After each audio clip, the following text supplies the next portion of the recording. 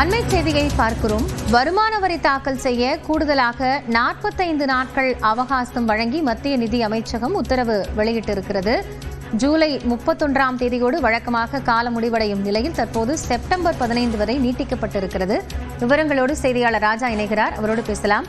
ராஜா, இந்த கால நீட்டிப்பு வழங்கப்படுவதன் காரணம் என்ன? வணக்கம் காயத்ரி.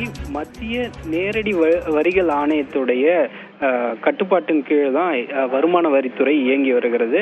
இந்த சிபிடிடி எனப்படும் இந்த நேரடி வரிகள் வாரியம் ஒரு சற்று முன்னதாக ஒரு அதிகாரப்பூர்வ அறிவிப்பை வெளியிட்டிருக்காங்க. அதுல என்ன சொல்லியிருக்காங்கன்னா, இந்த வருமான வரி கணக்கு தாக்கல் வழக்கமாக ஜூலை 31ஆம் தேதியோட தாக்கல் செய்வதற்கான அவகாசம் நிறைவடையும்.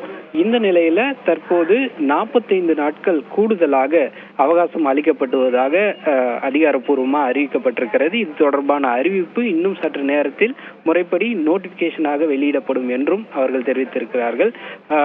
இன்னும் இந்த அவகாசமானது இன்னும் ஜூலை 31ஆம் தேதி வரை ஏற்கனவே உள்ள அவகாசத்தை நீட்டிக்க வேண்டும் என்று சில தரப்பிலிருந்து கோரிக்கைகள் எழுந்ததன் காரணமாக தற்போது இந்த 45 நாட்கள் அவகாசம் நீட்டிக்கப்பட்டிருக்கிறது. இதனால் தெளிவாக பிழையின்றி வருமான வரி கணக்குகளை தாக்கல் செய்ய உதவியாக இருக்கும் என்று மத்திய நேரடி வரிகள் ஆணையத்துடைய ஆணையரான ரஞ்சிதா அதிகாரப்பூர்வமாக ஒரு அறிவிப்பை வெளியிட்டிருக்காங்க. இதை தான் நாம் பார்த்து கொண்டிருக்கிறோம்.